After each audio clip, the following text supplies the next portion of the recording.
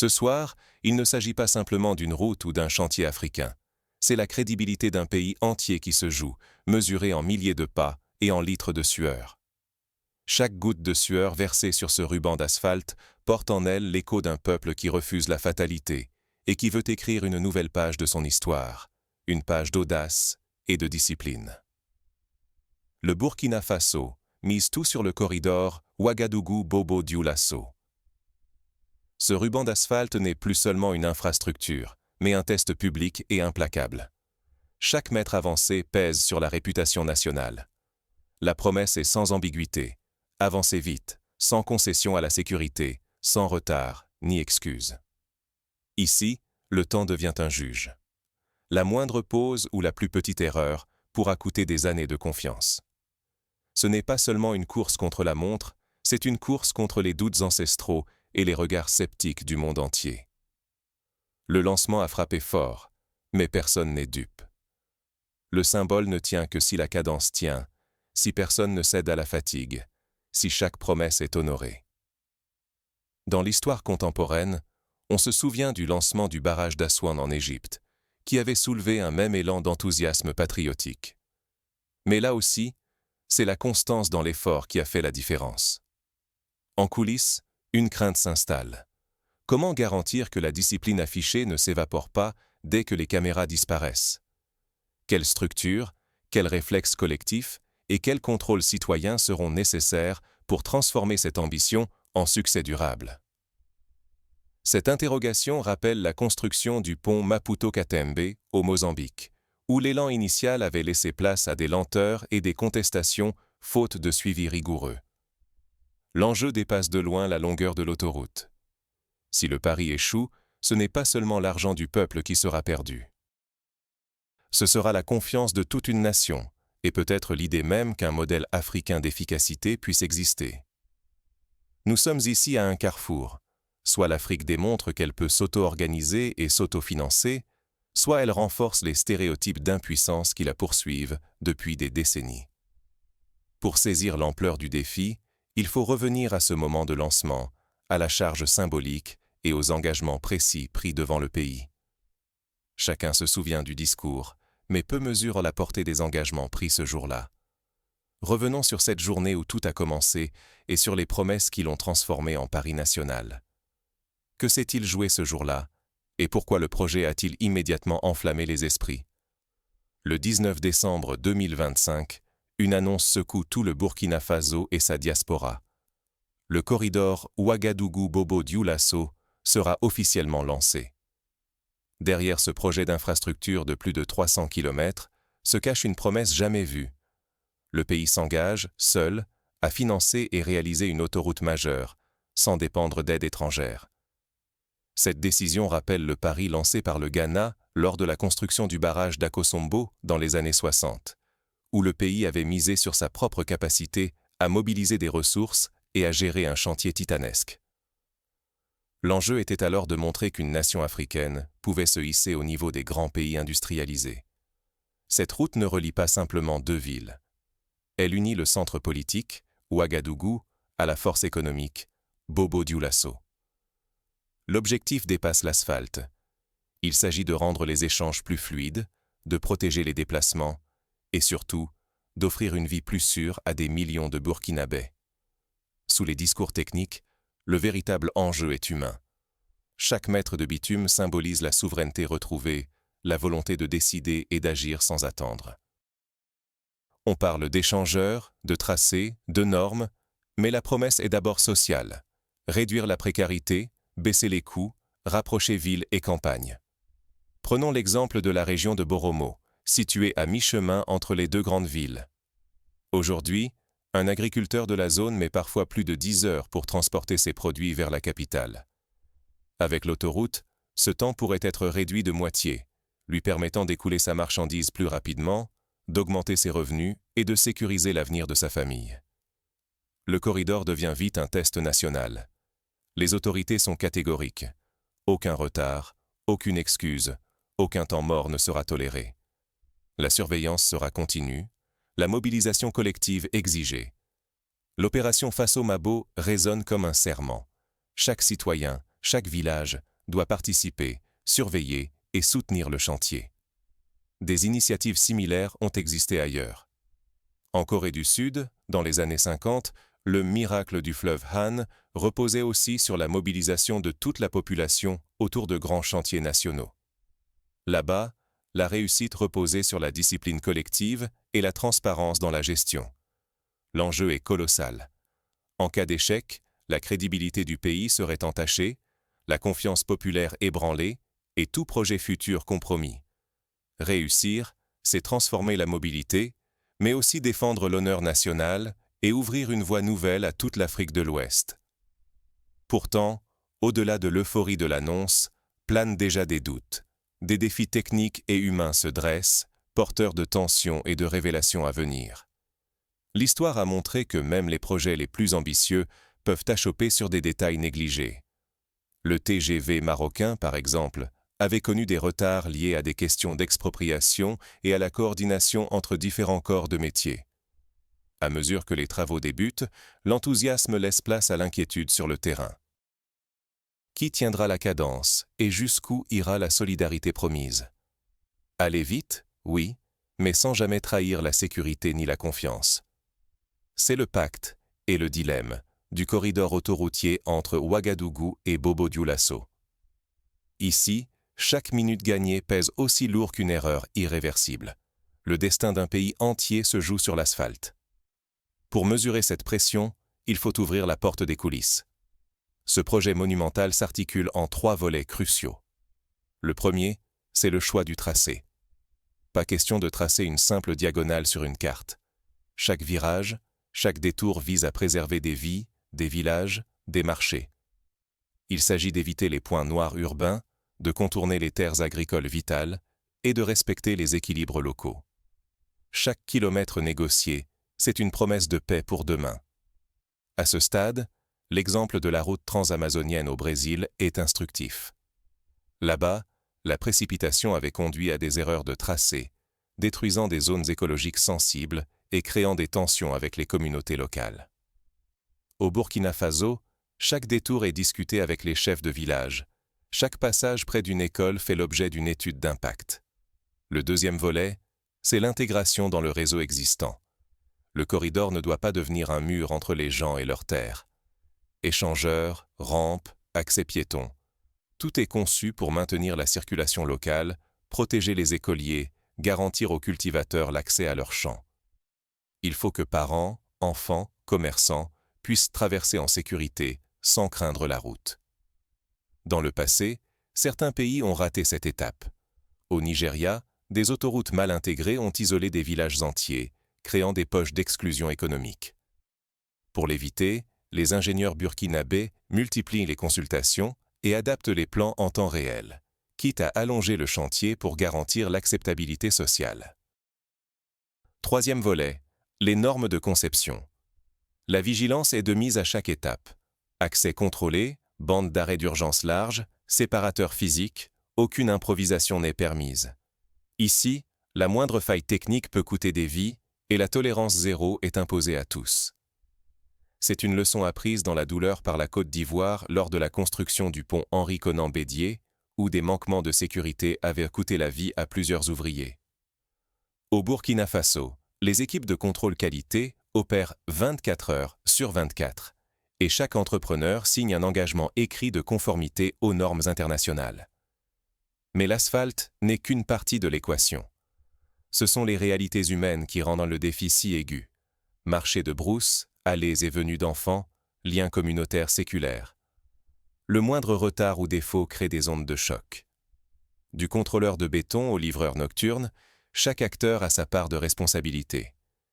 La transparence n'est pas un mot vide. Elle doit se prouver chaque jour, pas seulement lors des inaugurations officielles. La cadence, elle, ne faiblit jamais. 24 heures sur 24, 7 jours sur 7, sans répit. La discipline n'est ni accessoire ni décorative. Elle s'impose aux ouvriers, aux ingénieurs, aux décideurs. Un maillon faible, un retard, une négligence, une compromission, peut transformer ce chantier en gouffre financier et en désastre national. Pour illustrer cette réalité, rappelons le chantier du métro d'Abidjan, où un seul retard de livraison de rails avait paralysé l'ensemble du calendrier. Au Burkina Faso, des équipes d'intervention rapide sont mobilisées pour anticiper et résoudre tout blocage. Ce corridor n'est donc pas qu'une prouesse d'ingénierie. Il incarne un test de volonté collective, un contrat moral entre l'État et ses citoyens.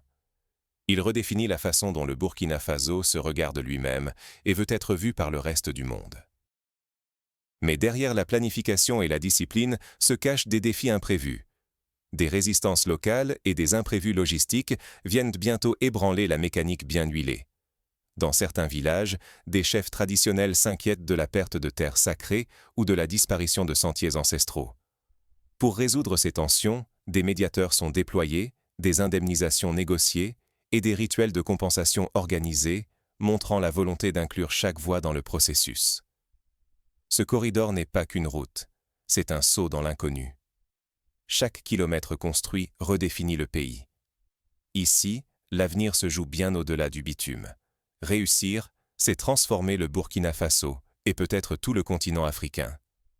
Imaginez un instant, si le corridor aboutit, le commerce s'accélère, la mobilité devient fluide, l'accès aux soins et à l'éducation se démocratise. La distance entre Ouagadougou et Bobo-Dioulasso cessera d'être un obstacle, deviendra trait d'union. Les marchandises, les personnes, les idées circuleront librement, ouvrant à de nouveaux marchés et à des opportunités inédites. Prenons l'exemple concret d'un étudiant de Bobo-Dioulasso.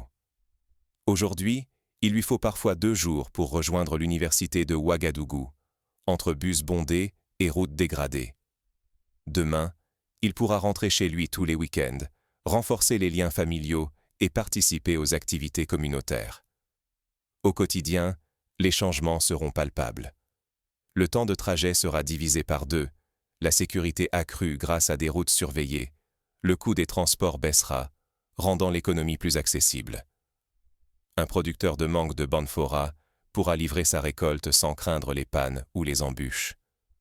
Une urgence médicale ne signifiera plus une nuit entière d'attente. Imaginons une coopérative de femmes de Houndé qui transforme le karité. Grâce à la nouvelle autoroute, elles pourront exporter plus vite leur production vers la capitale et même envisager des marchés à l'international, créant ainsi des emplois et dynamisant l'économie locale. Mais le corridor, c'est aussi une révolution silencieuse. Il transformera les cultures régionales, bouleversera les habitudes, déplacera les centres de vie. Les jeunes chercheront du travail partout, les familles se réuniront plus facilement. Des villages isolés deviendront des carrefours, d'autres devront s'adapter pour survivre. À l'image de la construction du chemin de fer Dakar-Bamako, qui avait favorisé l'émergence de nouvelles villes et modifié la carte démographique, l'autoroute Ouagadougou-Bobo-Dioulasso promet d'accélérer la mutation des territoires. L'État aussi changera de visage. Contrôle, péage, hub logistique, maintenance. La présence institutionnelle se fera sentir. La route deviendra service public, surveillé et parfois contraignant, garantissant un ordre nouveau, mais soulevant aussi des contraintes inédites. La structuration du projet avec Faso Mabo ouvre 2 lectures. Pour certains, c'est la marque d'un État mature, capable de planifier et gérer sur le long terme. Pour d'autres, cela fait craindre une centralisation excessive, une distance croissante avec les réalités locales. Ce débat n'est pas nouveau. Lors de la construction du barrage de Kossou en Côte d'Ivoire, des tensions similaires étaient apparues entre le pouvoir central et les populations déplacées. La leçon ? Seule une concertation permanente et une véritable écoute des doléances permettent d'éviter les blocages. Mais l'enjeu dépasse le Burkina Faso. Cette autoroute pourrait devenir modèle pour l'Afrique ou bien servir d'avertissement. Si le projet réussit, il prouvera qu'un pays africain peut bâtir, financer et entretenir une infrastructure majeure sans dépendre de l'étranger. Le succès sera copié, envié. L'échec, en revanche, retard, malfaçon, corruption, brisera la confiance, installera le doute et nourrira le cynisme. En Afrique de l'Est, la réussite du Standard Gauge Railway entre Mombasa et Nairobi a montré qu'un projet bien mené pouvait transformer un pays et inspirer ses voisins. À l'inverse, les retards du barrage de Grand Inga en République démocratique du Congo ont refroidi les bailleurs et freiner l'intégration régionale. Voilà l'enjeu véritable. La réussite offrirait un modèle reproductible de développement souverain. L'échec, lui, sèmerait la méfiance et le découragement. Chaque étape compte, chaque décision pèse. La réputation du pays se construit sur la durée, pas sur une inauguration spectaculaire. Mais tout cela ne tient qu'à une condition, que la promesse ne soit pas trahie. Car le moindre faux pas sera scruté, amplifié, et ses conséquences dépasseront le simple tracé de la route. Une autoroute n'est jamais un simple tracé. Elle façonne les esprits autant que le paysage. La route entre Ouagadougou et Bobo-Dioulasso n'est pas qu'un ouvrage d'ingénieur. C'est un test de volonté, une épreuve de maturité pour tout un peuple. Mais pour que cette ambition ne se dissolve pas dans les discours, il faut des règles strictes, appliquées sans faiblesse. Première exigence, la gouvernance doit être sans faille. Cela signifie une tolérance zéro pour la corruption, aucun compromis sur la qualité, et une vigilance de chaque instant. Chaque décision, chaque contrat, chaque étape doit être contrôlée, validée, corrigée si nécessaire. Cette rigueur n'est pas un luxe, c'est le rempart contre la dilapidation des ressources publiques, contre l'érosion, contre la négligence ordinaire. En Zambie, lors de la réhabilitation de la Great East Road, l'absence de contrôle avait entraîné la pose de matériaux de mauvaise qualité, forçant à tout recommencer 5 ans plus tard.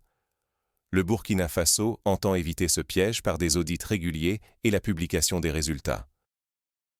Mais la discipline, seule, ne tient pas la distance. Pour que la mobilisation citoyenne ne retombe pas, la transparence doit être absolue. Budget, appel d'offres, délais, écarts éventuels, tout doit être publié, expliqué, justifié. Dès qu'un projet prétend servir l'intérêt commun, la dissimulation devient une menace. Montrer les comptes, c'est nourrir la confiance et inviter chacun à prendre part, même modestement. Dans cette aventure, le rôle des médias, africains comme internationaux, devient crucial. Ils diffusent les progrès, mais aussi les critiques, les doutes, les succès. Ils sculptent l'image du projet, au Burkina Faso comme dans la diaspora. S'ils cèdent au sensationnel ou à la simplification, ils fragilisent un équilibre déjà précaire. D'où l'importance de comprendre les attentes médiatiques et de ne pas verser dans la facilité. Aucun projet d'envergure n'échappe à la controverse. Reconnaître la complexité, admettre les retards ou les ajustements, c'est désamorcer la défiance avant qu'elle ne dégénère en cynisme. Le vrai courage, c'est de confronter la réalité, chiffres à l'appui. L'histoire des grandes infrastructures, des États-Unis à l'Afrique, le prouve. Chaque route, chaque pont, traduit une vision politique, une ambition collective. Ce n'est jamais juste du béton, mais l'incarnation d'un pouvoir, parfois une rivalité entre générations ou entre régions. La diaspora, enfin, joue un double jeu. Elle peut amplifier le soutien, attirer des compétences et des financements, mais elle abrite aussi débats, oppositions, incompréhensions. Gérer cette pluralité, c'est éviter que le projet ne devienne un motif de division. Par exemple, lors de la reconstruction post-guerre en Sierra Leone, la diaspora avait envoyé des fonds et des experts, mais aussi soulevé des débats houleux sur l'orientation des projets, forçant le gouvernement à ouvrir des espaces de dialogue. Ce qui se joue, pour chaque Burkinabé, c'est la possibilité d'être acteur de l'avenir, et non spectateur d'un échec annoncé. C'est la différence entre accuser et s'engager, entre subir et construire. Réussite ou échec du corridor, la responsabilité sera collective, bien au-delà des kilomètres posés ou des cérémonies officielles.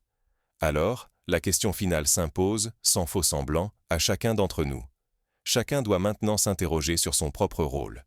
Restera-t-il simple témoin, ou deviendra-t-il partie prenante de cette aventure collective? L'heure du choix approche, et la suite du projet dépendra de cette implication partagée. Au-delà de la route, c'est l'avenir du pays qui se joue, et votre voix pèse dans la balance. L'inauguration du corridor entre Ouagadougou et Bobo-Dioulasso n'est pas un simple événement. C'est une épreuve de confiance, un moment de vérité pour la nation tout entière. Désormais, chaque Burkinabé, chaque décideur, porte une part de la responsabilité. Les enjeux dépassent de loin le nombre de kilomètres posés. Ils touchent à la réputation, à la confiance et au destin collectif. La question s'impose. Ferez-vous confiance à Ibrahim Traoré et à ce souffle nouveau, ou resterez-vous prudent face aux promesses officielles? Car, au fond, le sort de ce projet et celui du Burkina Faso dépend d'une vigilance partagée. Financé sans appui extérieur, ce corridor exige une rigueur absolue, une transparence sur chaque franc et une discipline qui ne fléchit jamais, du premier gravier à la dernière barrière. La pression ne cesse jamais. Si la promesse est tenue, le pays s'érigera en modèle africain d'exécution rapide et intègre. Mais au moindre échec, c'est la défiance qui s'installe, l'argent public qui s'évapore, la confiance populaire qui vacille. Un chantier de cette ampleur ne tolère aucun relâchement. Le moindre retard, la moindre négligence, et c'est tout l'édifice moral qui s'effondre. Il faut saisir ce qui se joue. Il ne s'agit plus seulement de protéger un investissement, mais d'assurer la sécurité des usagers, la fluidité du commerce et la dignité d'un Burkina Faso qui veut tracer sa route sans dépendre de l'extérieur. Ce corridor est un miroir tendu au pays. Sommes-nous prêts pour l'autonomie, la discipline partagée, l'exigence de résultats tangibles? Pourtant, la route ne se construit pas dans le silence. La vigilance des citoyens, la pression de la société civile, la volonté de réclamer des comptes sont aussi vitales que les gestes des ingénieurs.